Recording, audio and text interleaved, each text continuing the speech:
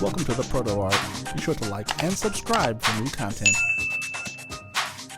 What's up, everybody, and welcome back to the ProtoART. For today, we're going to do an unboxing of the new Huion tablet. Stay tuned. There's another YouTuber I follow who goes by Jezza, who has a really dope art page, and he always does like these really cool tutorials and uses this product. So I wanted to check it out myself. So let's get this open here. Oh, okay. Slide that out the box. What do we got? Alright, so we got a little box out. Comes with a little thank you card, which is always a nice little touch from any company there. Makes you feel special. Alright. Oh wow, that is really thin. Holy cow. This is a lot smaller than I thought. Well, I mean, that's not a bad thing. That's great. This fits like a backpack or carrying case or whatever. This comes with a little stand.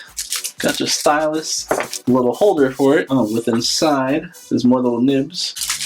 So the tablet itself is not a wireless device. It doesn't need to be attached to something. So your computer or, you know, whatever finger glove protector thingy. So your little hand goes in there.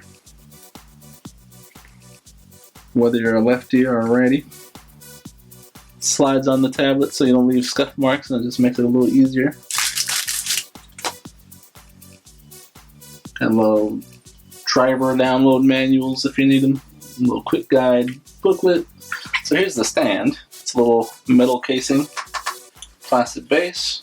So it's a little latch you flip, and there's like these little holders in the bottom here. You can adjust various sizes.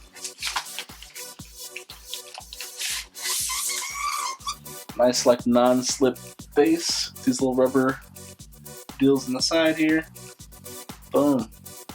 And we're ready to go.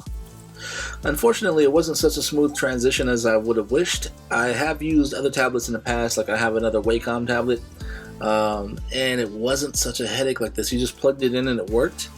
It even had simple functions like the pen itself. You flipped it over if you're in the brush mode, and it knew that you wanted to erase, so the top end would function as an eraser.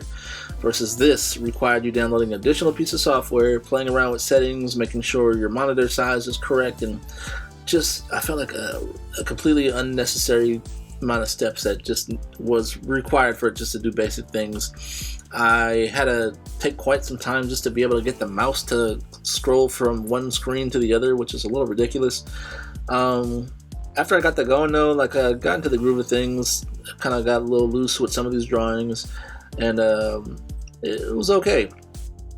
I eventually imported a few of my drawings, you'll see in a second here, where I tried to draw like the entire process, but whether it was because of the processing required to run Photoshop or my screen recording software, whatever it was, it caused a crazy latency. So I missed quite a bit of the whole drawing process, which I was a little frustrated with because I spent so much time on it. But I hope you appreciate like the drawing towards the end. So here I'm just kind of playing around with it, but I just noticed the lag so much, and the fact that I wasn't able just to use the brush function and switch it right over to the eraser without having to do numerous key commands kind of took me out of the groove of things for a while. So like seriously, I had to step away from this and kind of get a little breather because I was just getting so frustrated with this. Get into the groove, import one of my drawings.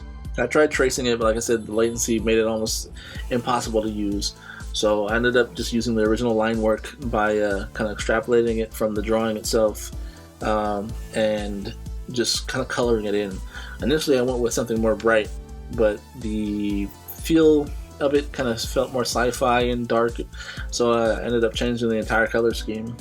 The colors on the tablet are extremely vibrant. It's just a beautiful display. Like that's one of its strongest points from my experience with this thing. The pressure sensitivity was great. It really responded well. I felt like it might have even been a little better than my original Wacom tablet, but some basic functions that just should work just took so much longer to do. So for the price that you get it at, the overall look of it, the weight of it, you know, the size of it, it's really compact and portable.